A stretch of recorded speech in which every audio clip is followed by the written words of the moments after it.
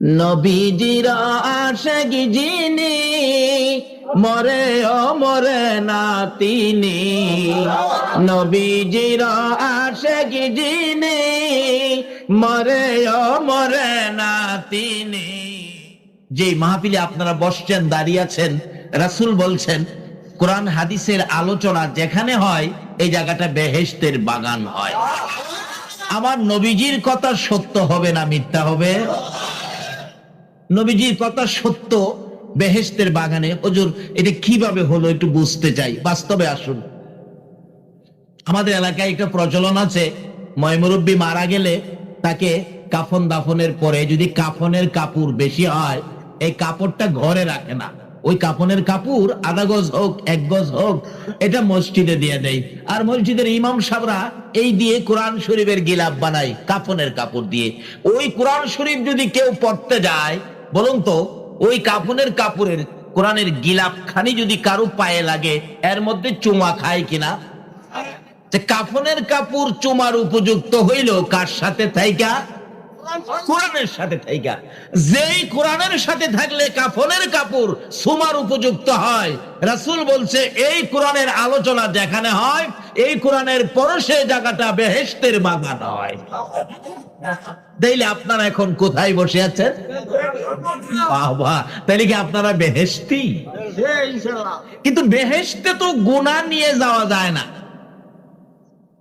কোন গুনাহগার বেহেশতে যাইতে আল্লাহ বলতেছেন, ও ফেরেশতারা, যেই বাগানটাকে আমার নবী বেহেশতের বাগান বলেছে, আমার বান্দারা তো ওই বাগানে যাচ্ছে, কাজেই যাইবার আগেই আমি মাফ করে দিলাম। কেন? বাস্তবে আসুন, আমাদের সামাজিক ভাবে আমরা সন্তানকে বলুন সবচেয়ে বেশি মায়া করে কে? সবচেয়ে বেশি আদর করে কে? মা। আচ্ছা, এই বৃষ্টির মধ্যে রাস্তার থেকে কাদা কুদা পায়ের মধ্যে লাগায়া একবারে সমস্ত শরীর ময়লা আবর্জনা এই নিয়ে যদি কোনো সন্তান সন্ধ্যার সময় বিছানায় উঠতে যায়, মা যতই আদর করুক সন্তানকে, এই ময়লা সহ বিছানায় উঠতে দেবে? মা কি বলবে? পরিষ্কার করে আসো, নাই তো ঠ্যাং ভেঙে ফেলাবো। এত আদর করে মা, তারপরেও ময়লা সহ বিছানায় উঠতে দেয় না। একটা মা যেমন ময়লা সহ বিছানায় উঠতে দেয় না, আমার আল্লাহ নবীজির ঘোষিত বেহেশতের বাগানে গুনাহ নিয়ে যাইতে দেয় না। রওনা হইলেই আমার আল্লাহ মাফ করে দেয়। মাপ চাই নাই, তারপরেও মাপ। অন্য নবী রাসূলের উম্মতেরা তো এই সুযোগ পায় না, কিন্তু আমাদের নবী, এই নবীর উম্মতের এই সুযোগ কেন দিলেন? আর দিবেই না কেন? আমার নবী যেদিন এই জমিন থেকে বিদায় হয়ে যাবে, আমার আল্লাহ প্রস্তাব করেছিলেন, ও জিবরাইল, আমার বন্ধুর কাছে খবর পৌঁছে দিয়ে আসো। খবরটুকুন কি? আমার বন্ধু এই জমিনে বহু জায়গায় মায়ের খেয়েছে, আমার বন্ধুর রক্ত মুবারক এই জমিনের মধ্যে লেগে আছে, এই রক্ত মাখা জমিনের মধ্যে আমার বন্ধুকে আমি দাফন করব না। আমার বন্ধুর দেহ মুবারক আমার আরশের ডান পাশে দাফন করব। জিবরাইল বলেন, প্রভু গো, এই প্রস্তাবে তো আপনার বন্ধু খুব খুশি হবেন। আল্লাহ বলেন, আমি তো চাই আমার বন্ধু খুশি করুন। জিবরাইল সঙ্গে সঙ্গে আমার আপনার নবীর সামনে হাজির হয়ে যায়। আসসালাতু আসসালামু আলাইকা ইয়া রাসূলুল্লাহ। আল্লাহর বন্ধু গো, আমি জিবরাইলের সালাম গ্রহণ করুন, আমার আল্লাহর সালাম গ্রহণ করুন। বলুন, আমার আল্লাহ এই নবীকে সালাম দেয় কিনা? সেই নবী তো আমাদের নবী, তাহলে আমাদের দাম হবে না, হবে কার? জিবরাইল বলেন, ইয়া রাসূলুল্লাহ, আল্লাহর সালাম গ্রহণ করুন, আমি জিবরাইলের সালাম গ্রহণ করুন। এমন এক সুন্দর খবর আপনার জন্য নিয়ে আসছি, যা শুনলে আপনি নবী খুশি হবেন। কি খবর রে জিবরাইল? আমি জানতে চাই। আল্লাহর বন্ধু গো, আপনার দেহ মোবারক আল্লাহর আরশের ডান পাশে দাফন হবে, যা অন্য কোন নবী রাসূলের জন্য হয় নাই, শুধু আপনার জন্য হবে। আপনি খুশি হন, কবুল করুন। আমার নবী এত সুন্দর খবর পাইয়াও খুশি হলেন না, দুইটা চোখের পানি নবী ছেড়ে দিলেন। জিবরাইল বলেন, ইয়া রাসূলুল্লাহ, এত সুন্দর খবর পাইয়া দুইটা চোখের পানি জর্জর করে ছেড়ে দিলেন, কারণটা কি? আমি জিবরাইল জানতে চাই। আল্লাহর নবী বলেন, জিবরাইল রে, কারণটা শুনে নাও। আমার দাফন হবে রে আল্লাহর আরশের ডান পাশে। আরেকটা খবর দিলি না, আরেকটা খবর আমার শোনাইলে না। কোন খবর হুজুর? জিবরাইল, আমার উম্মতের দাফন কই হবে রে? জিবরাইল বলেন, ইয়া রাসূলুল্লাহ, আপনার উম্মতের দাফন এই জমিনের মধ্যে হবে। আমার নবীর কান্না আরো বেড়ে গেছে। জিবরাইল রে, না রে, আমার মন মানে না। আমার উম্মতেরা এই জমিনে পড়ে থাকবে, আমি নবী আল্লাহর আরশে পড়ে থাকবো। আমি আমার উম্মত ফালাইয়া আরশে থাকতে পারবো না। আরে জিবরাইল, আমার পক্ষ থেকে একটা প্রস্তাব আমার প্রভুর দরবারে তুলে ধরো। আমার উম্মতেরা যদি এই জমিনের মধ্যে থাকে রে, আমি নবী আরশে যাব না। আমি আমার গুনাহগার এতিম উম্মতের পাশে এই জমিনের মধ্যে থাকবো। জিবরাইল বলেন, ইয়া রাসূলুল্লাহ, এই জমিনের মধ্যে পড়ে থাকবেন, উম্মতের কি ফায়দা হবে? আপনার কি লাভ হবে? আমার নবী বুঝাইতে চায়, জিবরাইল রে শুনো, আমি দুনিয়ার জমিনে দেখেছি মুরগি যখন বাচ্চা ফোটায়, বাচ্চা নিয়ে সমাজে ঘুরতে থাকে। কোন বিপদ যদি দেখা দেয় রে জিবরাইল, মা মুরগটা দুইটা পাখা বাড়াইয়া দেয়, বাচ্চাগুলো মায়ের পাখার নিচে ঢুকে আরামে শান্তিতে বসে থাকে। আরে জিবরাইল, আমি নবী মদিনার মাটিতে থাকবো রে। আমি আমার তামাম পৃথিবীর উম্মতে যদি কোনো বিপদ দেখি, আমি মদিনার জমিন থেকে দুইটা হাত আমি নবী বাড়াইয়া দিব। আমি আমার তামাম পৃথিবীর উম্মত গুলো হাতের মধ্যে ঢুকাইয়া রে আমি নবী মদিনার জমিনে শান্তিতে থাকবো। আর এই উম্মতের কান্ডার নবী রহমতের ভান্ডার। বলুন, উম্মতের কান্ডার নবী। নবী বিনে রোজ হাসরে কে করিবে পার? নবী বিনে রোজ হাসরে উম্মতের কান্ডার নবী রহমতের ভান্ডার। উম্মতের কান্ডার নবী, মোদের নবী দয়ার সাগর, গুনাহগার উম্মতের পাগল। মোদের নবী দয়ার সাগর, গুনাহগার উম্মতের পাগল। রোজ হাসরে সেজদাই পড়ে কাঁদবে যারে যার। রোজ হাসরে সেজদাই পড়ে কাঁদবে যারে যার। উম্মতের কান্ডার নবী রহমতের ভান্ডার। উম্মতের কান্ডার নবী।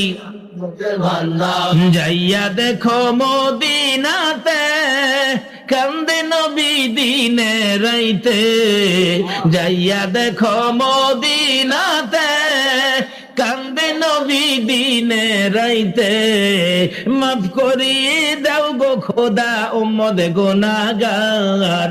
মাফ করিয়ে দাও গো খোদা উম্মত গুনাহগার। উম্মতের কান্ডার নবী রহমতের ভান্ডার। উম্মতের কান্ডার নবী।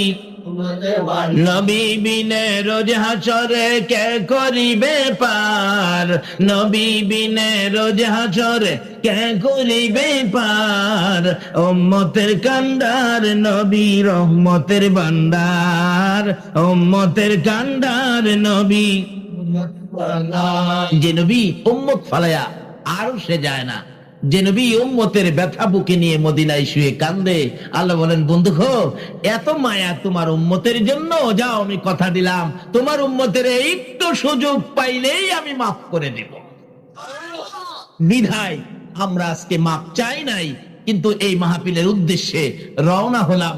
সামনের পাও বাড়াইয়া পিছের পা উঠাইবার আগে আগেই এই বেহেশতের বাগানে ঢুকার আগেই আল্লাহ আমাদেরকে মাফ করে বেহেশতি মেহমান হিসাবে কবুল করেছেন।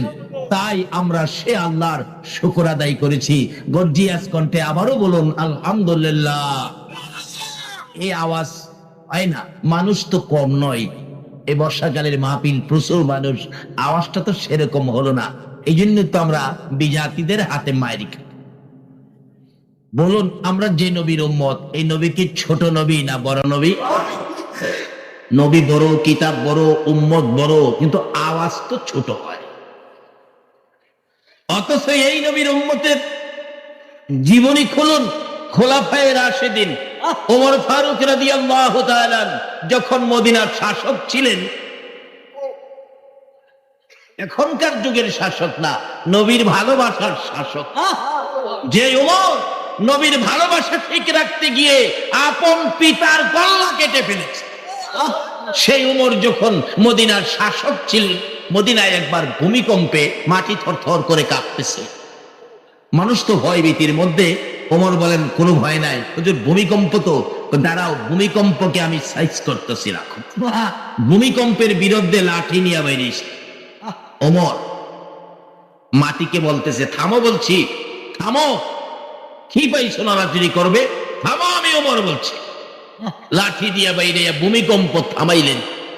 অবশেষে বলতেছেন, এরে মদিনার মাটি, ভূমিকম্পে দিয়ে যে নড়াচড়িটা করলি, তোর কি লজ্জা করলো না?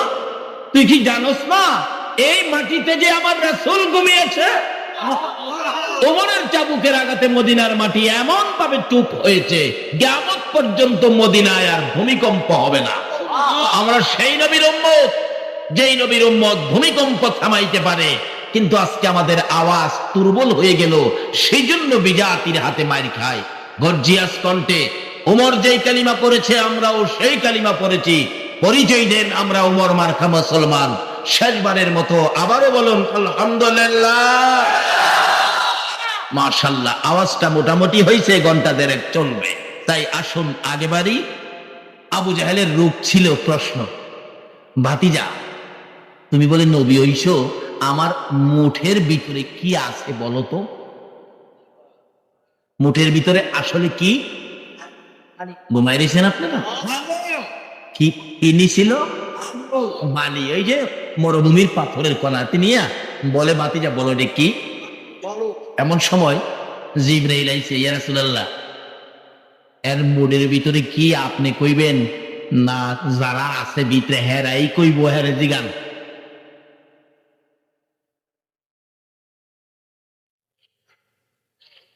এই নবী হয়তো মেরাজ গেছে, কবরে গিয়া তো এই নবীর দোহাই দিলেই মাফ আছে, এছাড়া কারো দোহাই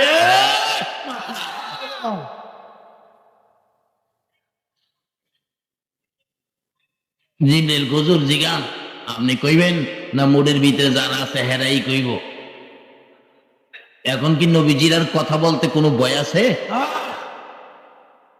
চাচা আপনার মুডের ভিতরে কি জিগাইলেন? কইবার লেগা অন কি আমি কমু না মুডের ভিতরে যারা আছে হেরাই কইব?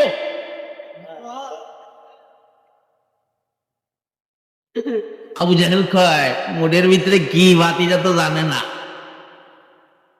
পাথরের কণায় তো কথা বলবে না। আজকা ভাতিজার নবীগিরি শেষ। নাউজুবিল্লাহ। আবু জাহেলের ধারণা পাথরে কথা বলতে পারে না, কিন্তু আমরা নবীর সাথে পাথরেও কথা। এই নবী ওই আমরা নবী কি গা, এই নবী ওই তো রজবের সফর, আশ্চর্য সফর। আসার সময় জান্নাতের টিকেট, জান্নাতের চাবি। আমরা দেশের লোকেরা বিদেশ সফর করে কম্বল আনে, কম্বল। আমার নবী একটা কম্বল আনছে। কি আনছে? কি আনছে? জান্নাতে। এই নবীরে ভালোবাসুন, দরকার আছে নি?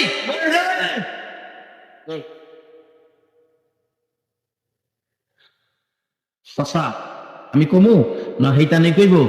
হেইতানে কইলে ভালো হয়।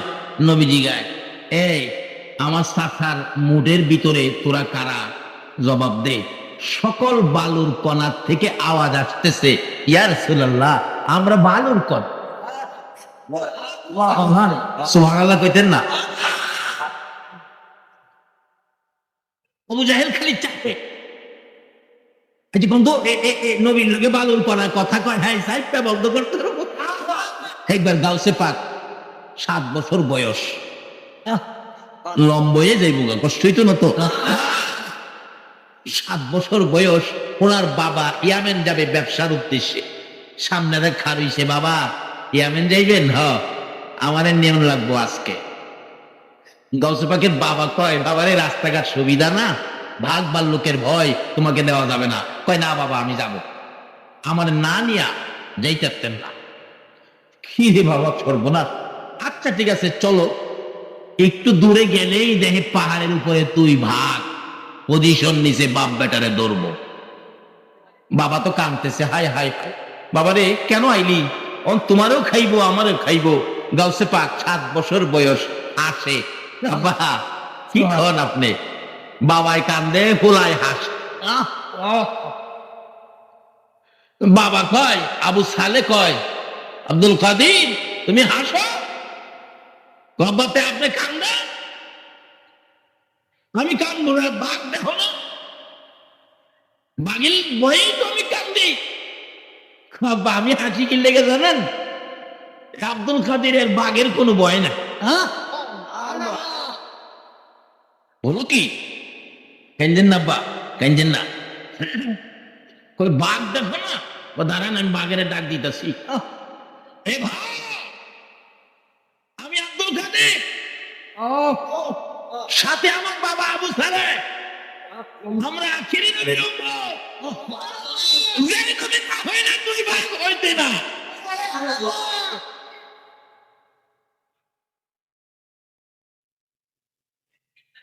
বাঘ দুইটা, একটা কানে আরেকটাই কয়, কিরে কার কথা কইল? বাঘে নবীরে চিনিনি? সুবহানাল্লাহ বলতে না। অবশেষে তাদের মন মানসিকতা পাল্টে গেল, আস্তে আস্তে নিচে আইসে নাইমা গেছে। আবু সালে কান্দে, বাবা রে খাইবো খাইবো। গাউসে পাক কয়, বাবা ভয় পায়েন না, আপনি দাঁড়ান। দুইজন দাঁড়াইছে, বাঘে খাইবো এত সাহস বাঘের হয় নাই। তার জীবনী লেখে, 2 ভাগ কাছাকাছি আইসা বাপ বেটার পায়ে সালাম করে বিদায় হয়ে না।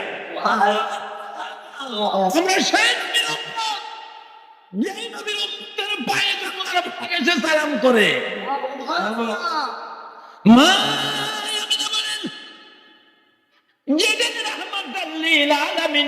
আমি আমেনার পেটে ছিল, আমি মাটির কুয়ার থেকে পানি উঠাইতে গিয়েছিলাম। কুয়ার পারে গিয়ে যখন দাঁড়াইলাম, কে যেন ডাকতেছে, জিবরাইল আমার বন্ধুর মা আমেনা এত নিচ থেকে পানি উঠাবে, আমি সইতে পারি না রে জিবরাইল। আমার বন্ধুর মা ওই নিচের থেকে পানি উঠানোর বালতি সারার আগে আগে রে নিজের পানিগুলো উপরে উঠাইয়া দে। মা আমেনা বলেন, এমনি সময় দেখি পানিগুলো উপরে উঠে গেছে। মানুষ যেমন নদীর থেকে উপর থেকে কলস বুড়াই, আমি আমেনা সেইভাবে কলস বুড়াইয়া বাড়ির দিকে রওনা হলাম। একটু পরে দেখি একটা বাঘ দৌড়া এসে আমার সামনে দাঁড়াইছে। আমি আমেনা থরথর করে কাঁপতেছি, বাঘ বুঝি আমাকে খেয়ে ফেলবে। বারবার আমেনার মুখের দিকে তাকাই বাঘ, আবার আকাশের দিকে তাকাই, আমেনার ভয় দিকে বাঘ ডাকতেছে, প্রভু গো আমার জবান খুলে দাও না গো, তোমার বন্ধুর মায়ের সাথে কথা বলি। আমার আল্লাহ বলেন, বাঘ আমার বন্ধুর মায়ের সাথে কথা বলবি রে, যা আমি তোর জবান খুলে দিলাম। বাঘ ডাকতেছে, আমেনা গো ও আল্লাহর বন্ধুর মা আমেনা তুমি কেন ভয় পাইতেছো? আমেনা বলেন, ভয় পাইতেছি তোমাকে দেখে আমাকে নি খেয়ে ফেলো। আমেনার এই কথার জবাব দেন জংলান ভাগ, রে আমেনা আমি তোমাকে খাইতে আসি নাই, একটা খবর তোমাকে শোনাইতে আসছি।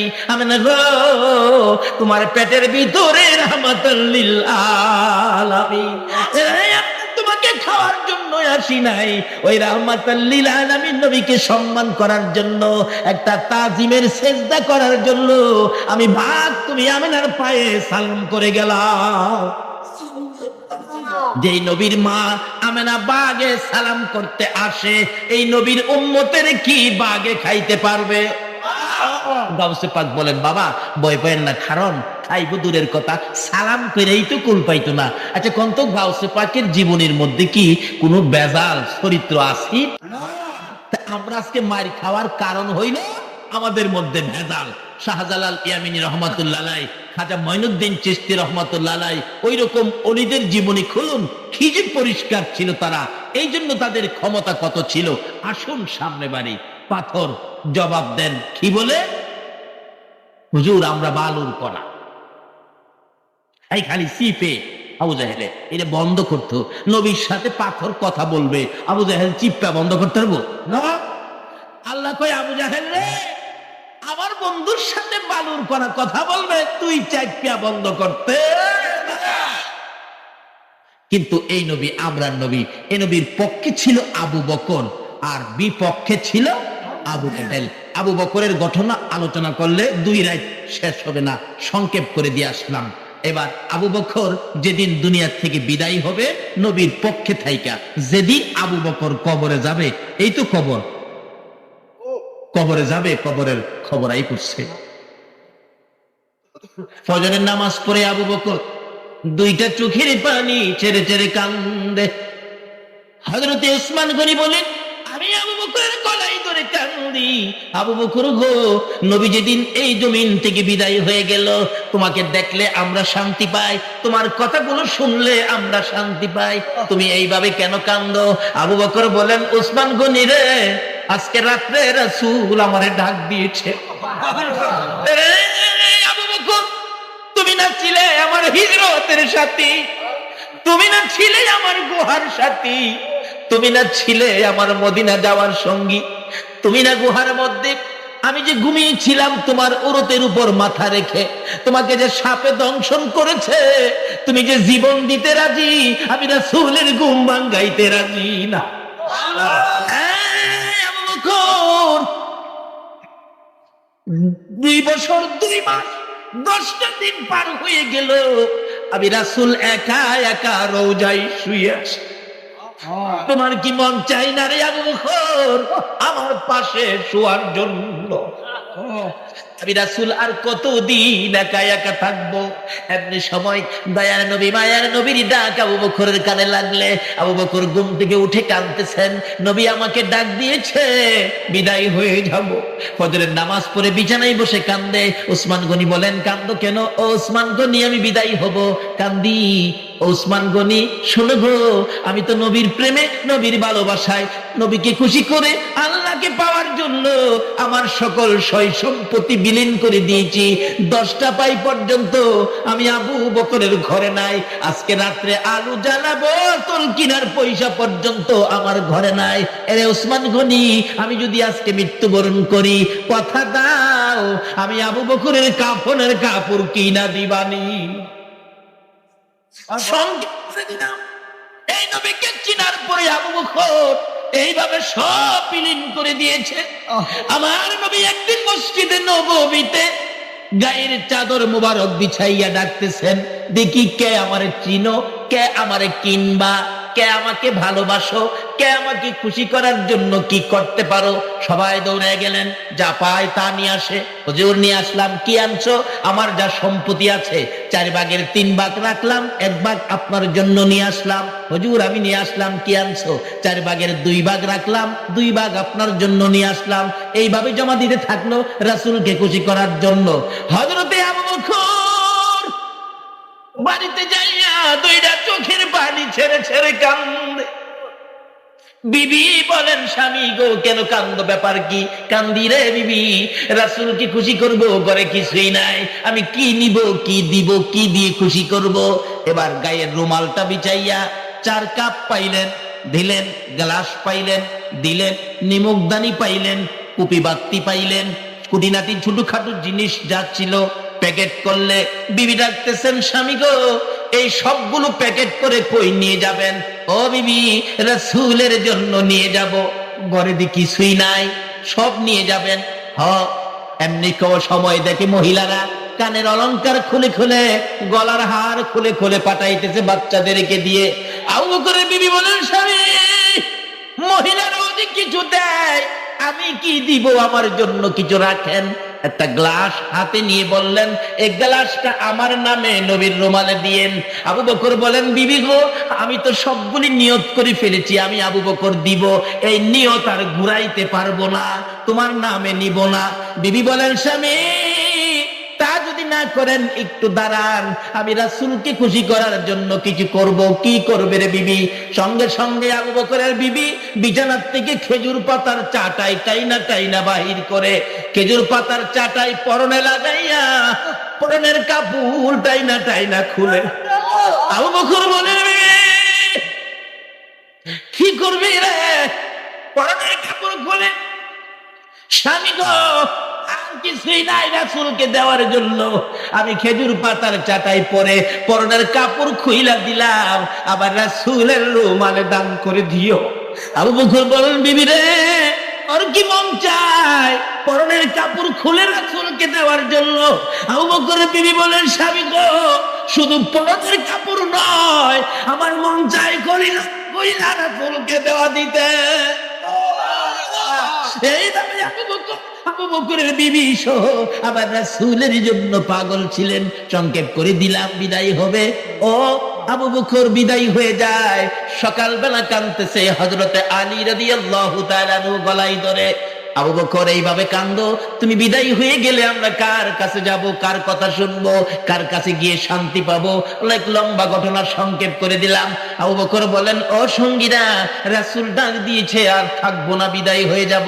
আমি যে রাসূলকে ভালোবাসতাম, নবীর পক্ষে ছিলাম, নবীর কথাগুলো মানতাম, নবীকে ভালোবাসতাম, নবীর জন্য সব বিলীন করে দিয়েছিলাম। আমার এই ভালোবাসায় আমার নবী খুশি হয়েছে কিনা আমি কবরে যাওয়ার সময় তোমরা প্রমাণ করে দিও। কই যাওয়ার সময় কিভাবে করবো আবু বকর?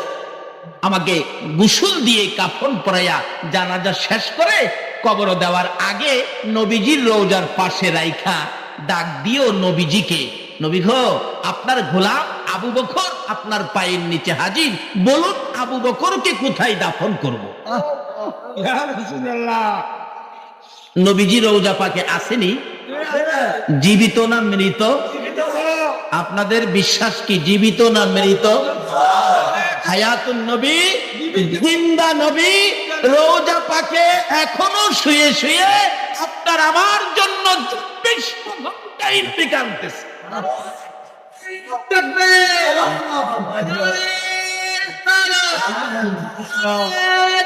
বলুন নবীজি রওজায় আছে কিনা? আল্লাহু আকবার। এক নবীর আশেক নবীজি রওজার পাশে গিয়ে শুয়ে শুয়ে কান্দে, নবী গো আপনি না খাওয়াইলে আমি খাইতাম না। নবীজি রাত্রে ডাকে, ও পাগল আমার সুলাই কি এখন রান্না হয়? আমি না খাওয়াইলে খাইতি না? না মইরা যাবো তো, আমরা না খাওয়াইলে খাইতাম না। পাগল কি করব? একদিন রাতে নবীজি স্বপ্নের মাধ্যমে 2টা রুটি আইনা তার হাতে দিছে। স্বপ্নে অনেক সময় খাই না আমরা, আমরার খাওয়া আর পাওয়া, নবীজির দেওয়া আর খাওয়া একরকম হবে? আমরা তো স্বপ্নে খাই মাশাআল্লাহ, পোলাও খাই, দেশি মুরগির রান খায়, 2 হাতে সমানে খায়, ঘুমেতে ওইটা দেখে খাতা সিরা মুহ দিয়া রাখছে। আর ওই নবীর আশেক বলেন, তুমি রওজা পাকের পাশে ছিলাম, আমার হাতে 2টা রুটি দিলে আমি ঘুমের মধ্যেই খাইতেছি, একটা রুটি খাইয়া আরেকটা মাঝখান দিয়ে ছিঁড়ে অর্ধেকটা খাইলাম, বাকি অর্ধেকটা আমার হাতের মধ্যে ঘুম ভেঙে গেছে। আল্লাহর কসম আমি স্বপ্ন থেকে উঠে দেখি রাসূলের দেওয়া রুটির অর্ধেক রুটি হাতের মধ্যে আছে।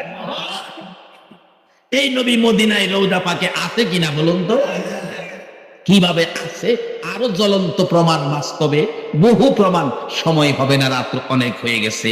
এবার ডাকতেছে, ইয়া রাসূলুল্লাহ। হযরত আলী রাদিয়াল্লাহু তাআলা আনহু আবু বকরের লাশ নবীজির রওজার পাশে রাইখা ডাকতেছে, আল্লাহর নবী গো আপনার গোলাম আবু বকর আপনার পায়ের নিচে হাজির, বলুন কোথায় দাফন করব?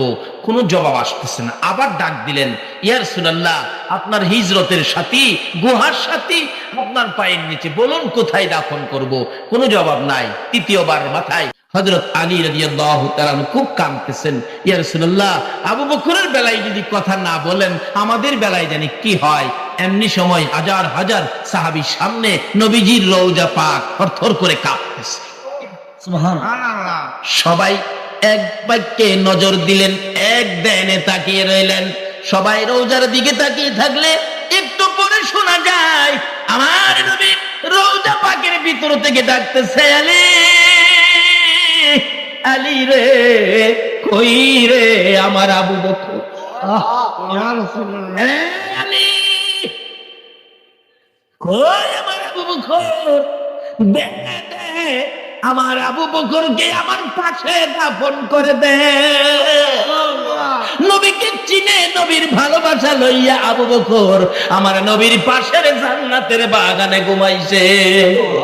আমার আল্লাহ বলেন, বন্ধু গো, তোমার ভালোবাসার আবু বকরকে তোমার পাশে শোয়াইলা, আমি আল্লাহ কথা দিলাম বন্ধু, তোমার ভালোবাসার আবু বকর পর্যন্ত জান্নাতের ভিতরে না যাবে ততক্ষণ পর্যন্ত কোন নবীর উম্মতের জান্নাতে যাইতে দিব না। এই নবীর চিনে নবীর পক্ষে নবীর ভালোবাসা দিয়ে আবু বকরের লাভ হলো না লস হলো? চিনে নাই আবু জাহেল, কবরে যাইব।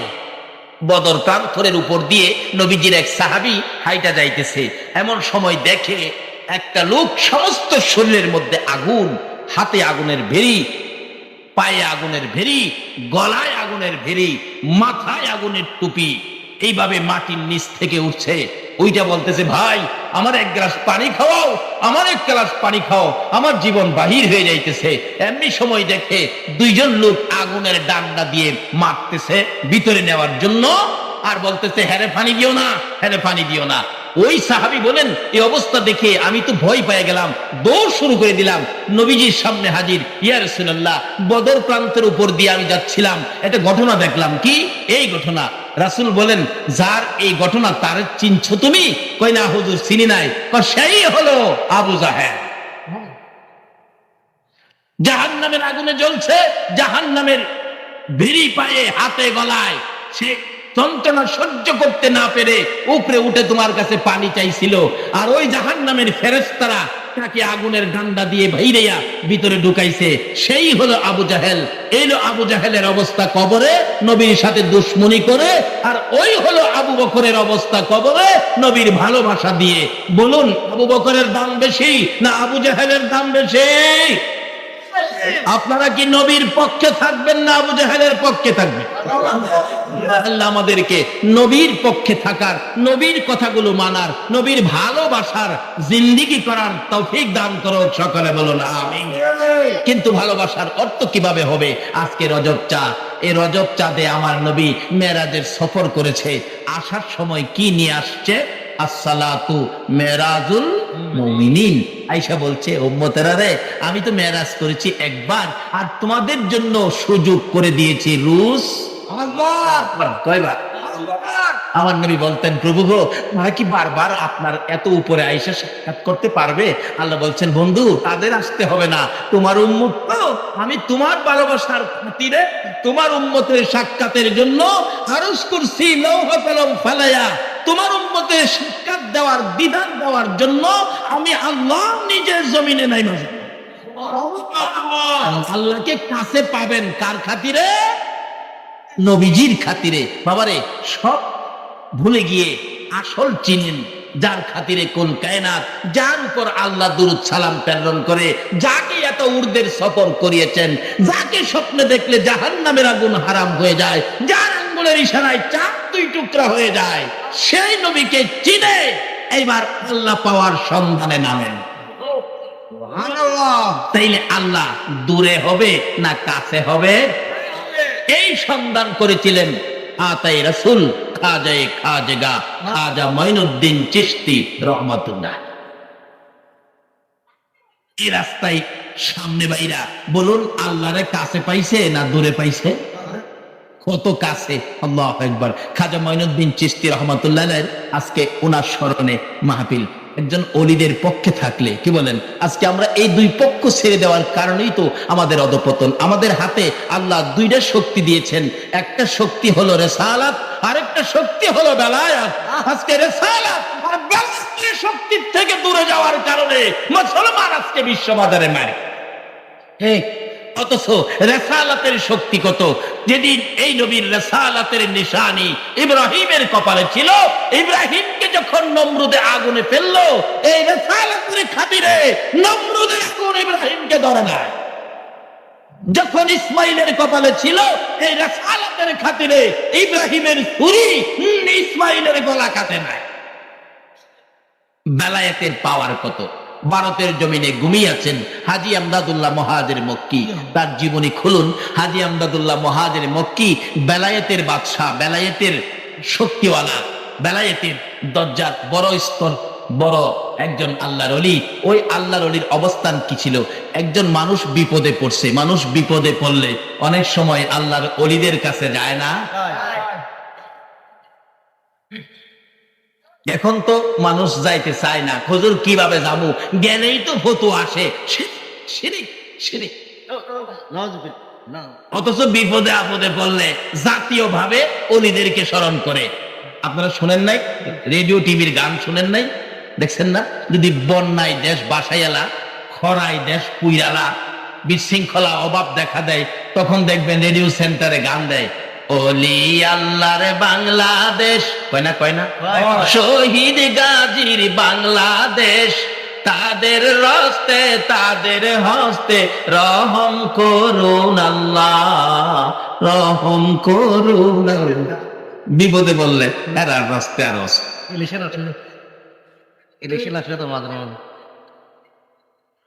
আসলে আল্লাহর ওলিদের কাছে যাওয়ার অর্থই হলো আল্লাহর কাছে যাওয়া।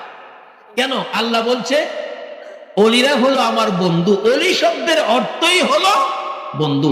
একজন ওলিদের কাছে থাকতে পারলে লাভ হবে না কেন? বাস্তবে আসুন। হাজী আমদাদুল্লাহ মহাজের মক্কি ভারতের জমিনে ঘুমিয়ে আছেন। এবার এক লোক বিপদে পড়ছে। কি বিপদ? তার বাচ্চা ছেলেটা হারিয়ে গেছে, ছেলেটা পায় না। অন বাচ্চা ছেলে যে পায় না, অন কার কাছে কইবেন? এটা জাতিসংঘের কাছে বিচার দিলে কাম হইব? আল্লাহর ওলির কাছে গেলে যাই মা বাবা কাঁদতেছে, হুজুর আমার বাচ্চা ছেলেটা, একটা ছেলের ছেলে, ছেলেটা পাই না।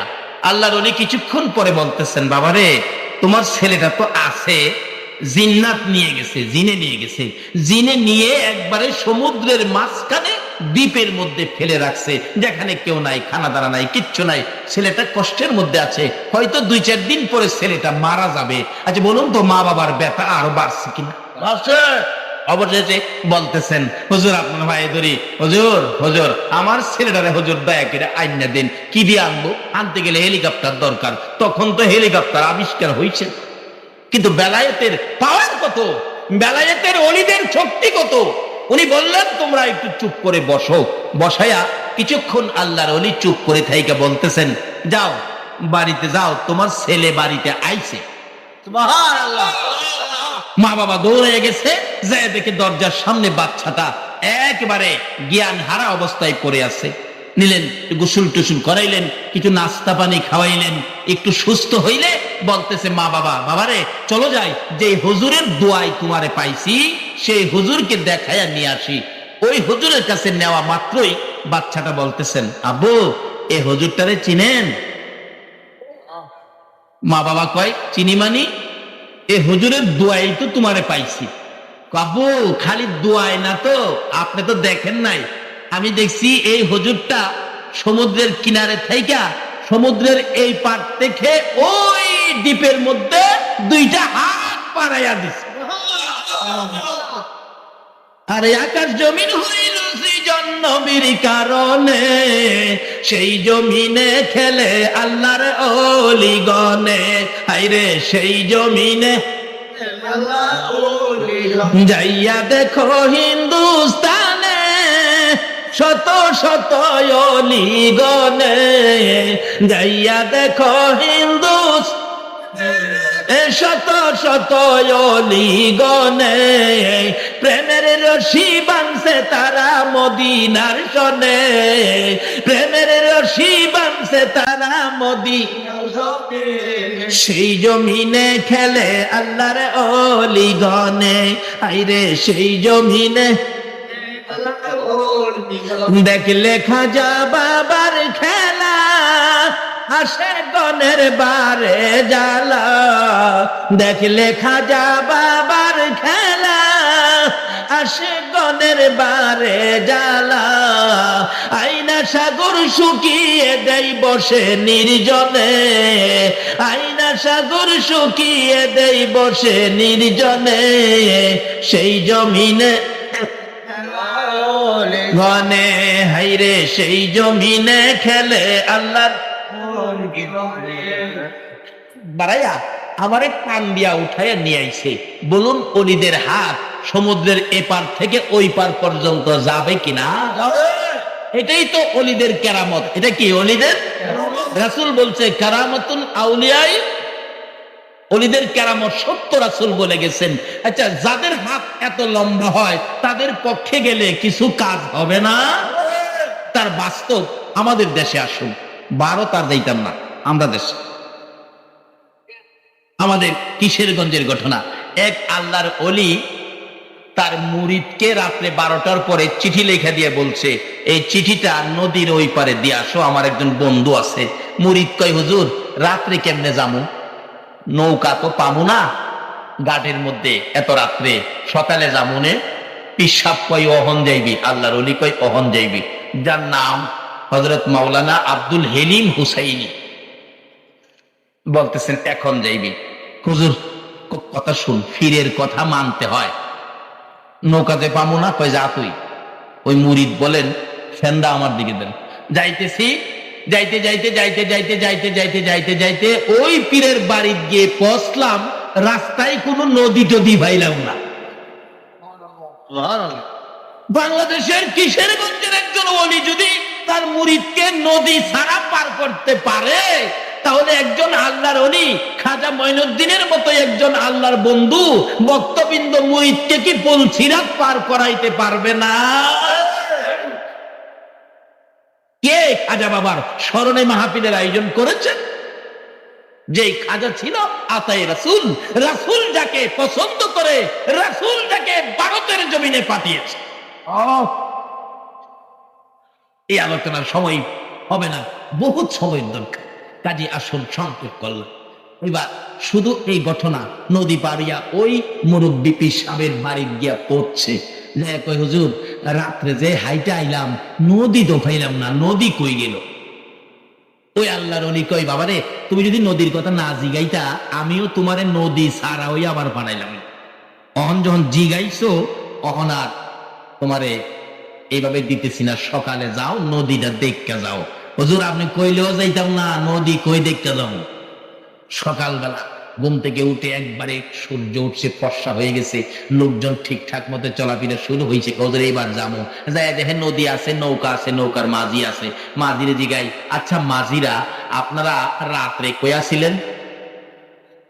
কয় রাত্রে তো আমরা নৌকাতেই আসিলাম।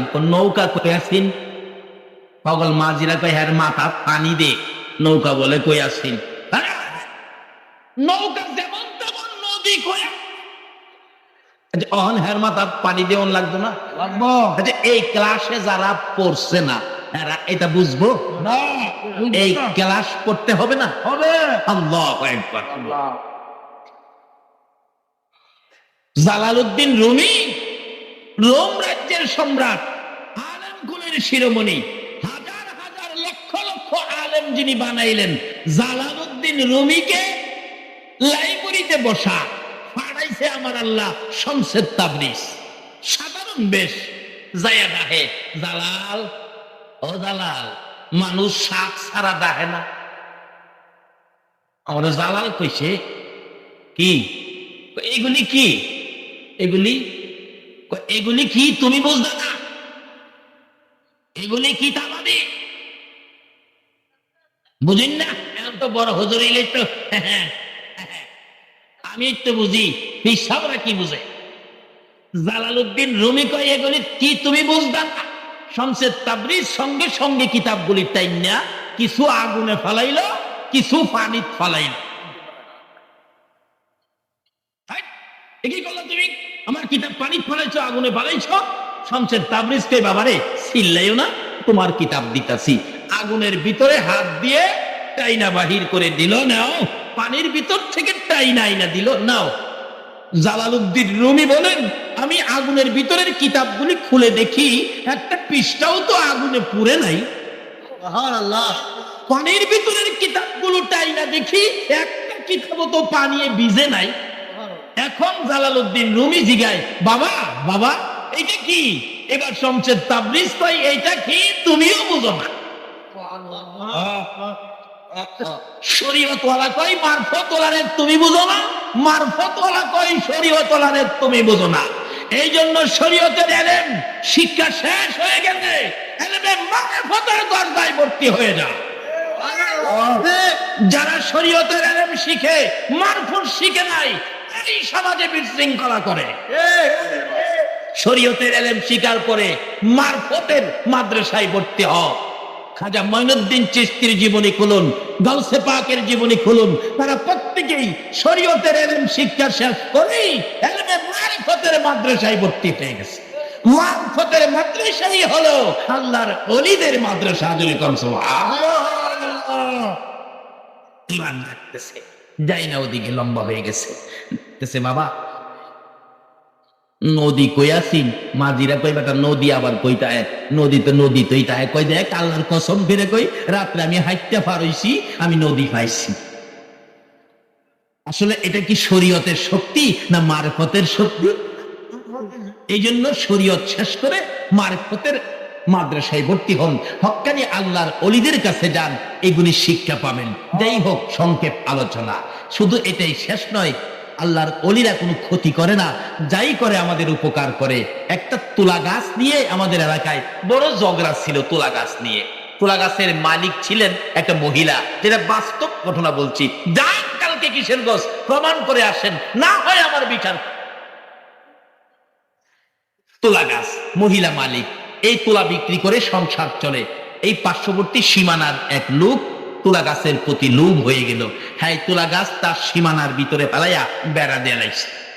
এই চরিত্রের মানুষ আছে না? আছে। মহিলা তো কান্নাকাটি করতেছে, হাই হাই আমার ছেলে মেয়ে নাই দেখা, কেউ নাই দেখা আমার তুলা গাছটা নিয়ে যাবে। এলাকার লোকজন কয় তোমার কেউ নাই দেখে কি আমরা সমাজ মইরা গেছি নাকি? আমরা সমাজের মানুষ আছি না, নিতে দেব না। এই লোক কয় তোমরা আইতে পারবা না, এই লোক কয় নিতে দিব না।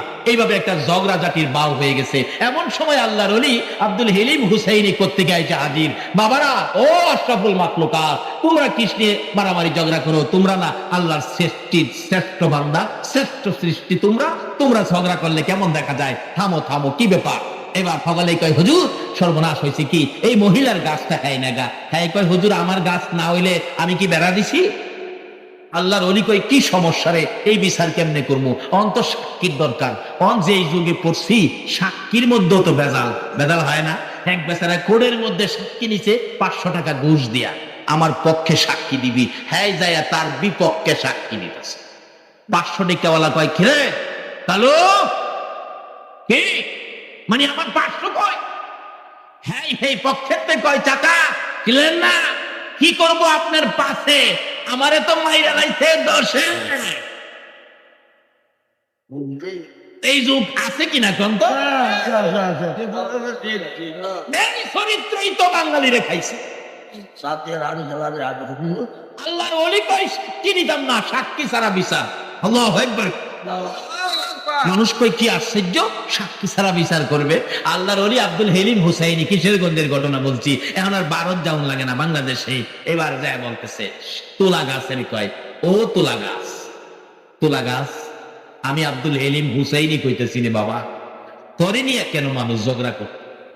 বাবারে, সীমানার মধ্যে গাছ ঝগড়া হইতেছে, তুই একটা কর, তুই তো জানোস যার গাছ তার সীমানার 5 হাত ভিতরে যাই। আচ্ছা, আল্লাহর ওলির কাম নাকি খারাপ হইব না ভালো হইব?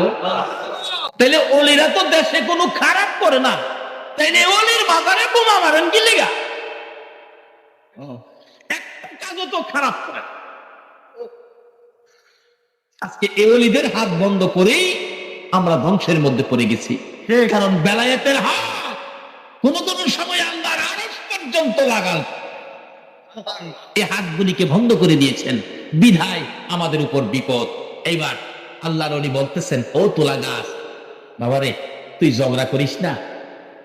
তোর জন্য কেন ঝগড়া করতো? ঝগড়াটা বাড়াইস না। আমি হেলিম হুসাইনি কইতেছি, যার গাছ, পুরুষও বুঝি না মহিলাও বুঝি না, যার গাছ তার সীমানার 5 হাত ভিতরে রেখা। আচ্ছা বাবারা, 5 হাত গেলে আপনারা মানেননি, যদি 5 হাতে না মানেন আরো 5 হাত মনে, 5 হাতে না মানলে আরো 5 হাত মনে।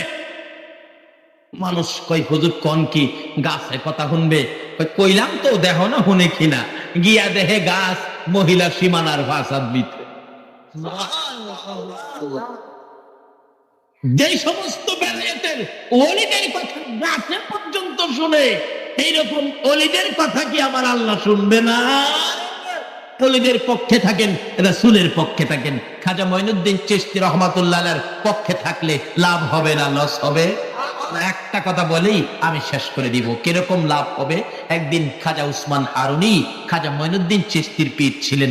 উনি বললেন, মঈনুদ্দিন, ওই তো আগুন পূজারীরা আগুনের পূজা করে, আমার জন্য একটু আগুন নিয়ে আসো। অর্থাৎ মঈনুদ্দিনের বেলায়েতের পাওয়ার মাপার জন্য পীর সাহেব হুজুর পাঠাইলেন। বাচ্চা বয়স, বেলায়েতের উচ্চ স্তরে পৌঁছে গেছেন।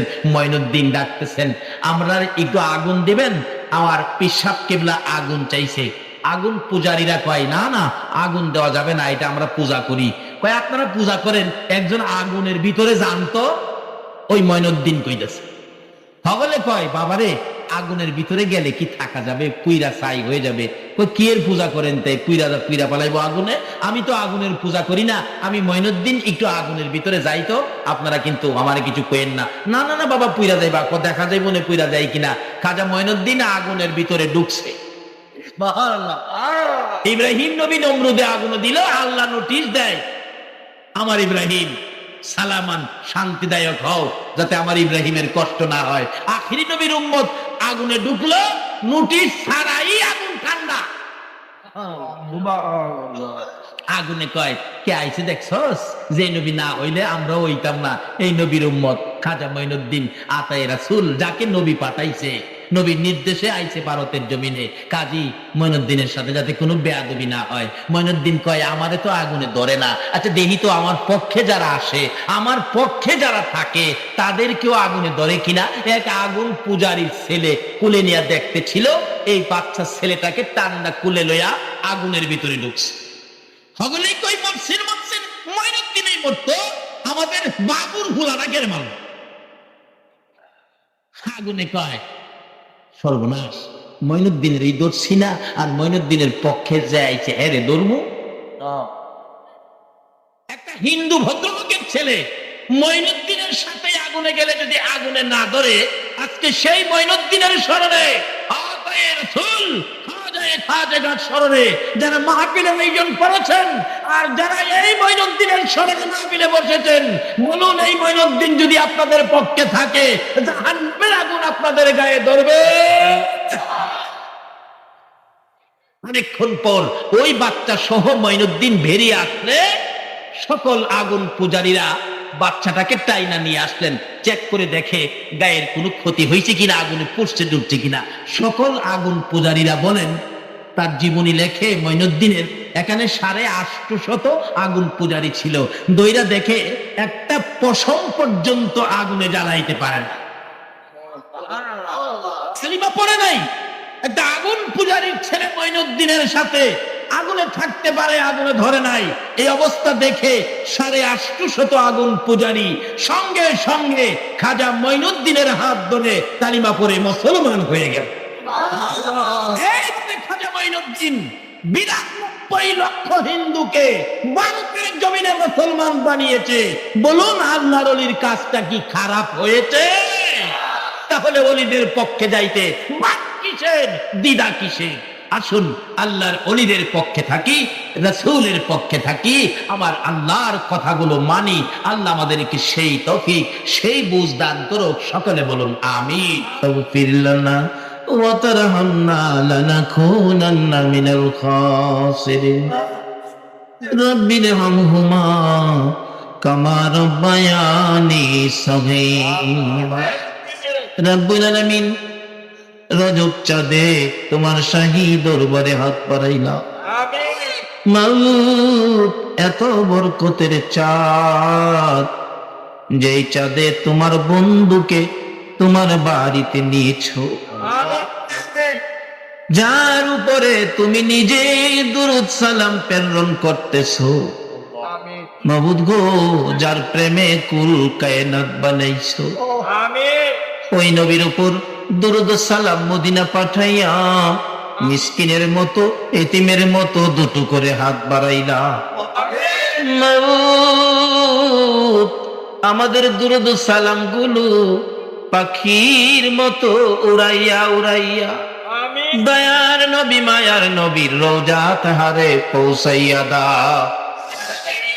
দরুদ সালাম উসিলা করে আজকের মাহফিল উসিলা করে আমার নবীর মেরাজের সফর উসিলা করে ইয়া আল্লাহ খাজা খাজা মঈনুদ্দিন চিশতি রহমাতুল্লাহ আলাইহির স্মরণ উসিলা করে আমরা যারা হাত বাড়াইছি আমাদের তামাম জিন্দেগীর গুনাহগুলো ক্ষমা করে দাও। মাবুদ, আমাদের মনে বড় আশা গো, আজকের মাহফিলে তুমি ক্ষমা করে দিবা। আশা করেছি এই জন্য আমরা যে তোমার আখিরি নবীর উম্মত, যে নবীর জন্য এত কিছু করেছো, এই নবীর উম্মতের কি মাফ করতে পারো না? নবীর জন্য কুল কায়নাত সাজাইছো, এই নবীর উপর তুমি নিজে দুরূদ সালাম প্রেরণ করতেছো, তুমি কি আমরার মাফ দিতে পারো না? আমাদের কাজ জীবনে কত গুনাহ হিসাব জিগাইও না, কে নেককার কে গুনাহগার কাউরে কিছু কইও না। এই রজব চাঁদে নবীর মেরাজের খাতিরে আখিরি নবীর উম্মত বলে আমাদের সবাইকে তুমি মাফ করে দাও গো আল্লাহ। এই আল্লাহ সারা রাত মাহফিলে কাটাইয়া তোমার বান্দারা তোমার বন্ধুর গুনাহগার উম্মতেরা হাত বাড়াইছে, মাপ চাইলাম, মাপ করছো নি গো আল্লাহ। ডাক দেন না আল্লাহ, এই আল্লাহ, এই আল্লাহ, জীবনের গুনাহ মাফ করছো। জিগান না, জীবনের গুনাহ মাফ করছো। দুনিয়াতে দেখি সন্তানেরা অপরাধ করলে মা বাবার রাগ হইয়া যায় রে, এই সন্তান বাড়িতে জায়গা দিব না। তারপরেও রাত্র যখন গভীর হয় বাবা একটু পরে পরে জিগায়, জয়নালের মা, জয়নাল কই রে, এখনো কি বাড়িতে আসে না?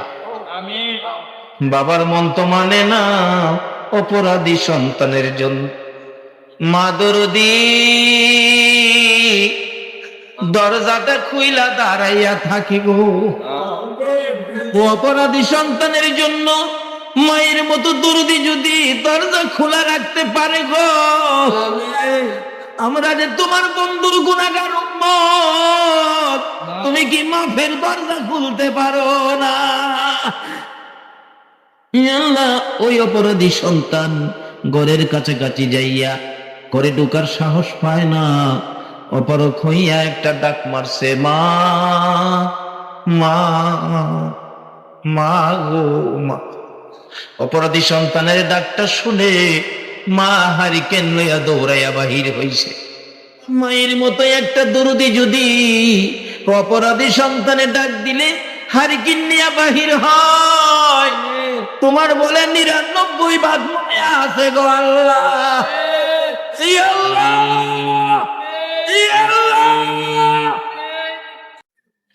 তোমার ৯৯ ভাগ মায়ার দুয়ারে আমরা গুনার বোঝা লইয়া তোমার আল্লাহ আল্লাহ কইয়া ঢাকলাম। আল্লাহ, তোমার কি মায়া লাগে না? তোমার কি দয়া লাগে না? আমাদের কথাই যদি মাপ না দাও, তোমার বন্ধু যেদিন দুনিয়ার থেকে বিদায় হবে চোখ ভর্তি পানি ছিল। জিবরাইল জিজ্ঞেস করেছিল, হুজুর কেন কাঁদেন? দুনিয়ায় কি আরো কিছুদিন থাকতে চান? আমার নবী বলেন, না রে জিবরাইল, তা না। তাহলে কেন কাঁদেন? আপনার কি ফাতেমার জন্য মায়া হয়? না রে না। হুজুর এই মুহূর্তে কেন কাঁদেন? আপনার কি হাসাইন আর হুসাইনের জন্য মায়া হয়? আমার নবী বলেন, জিবরাইল না রে না, আমি আমার উম্মতের জন্য কাঁদি।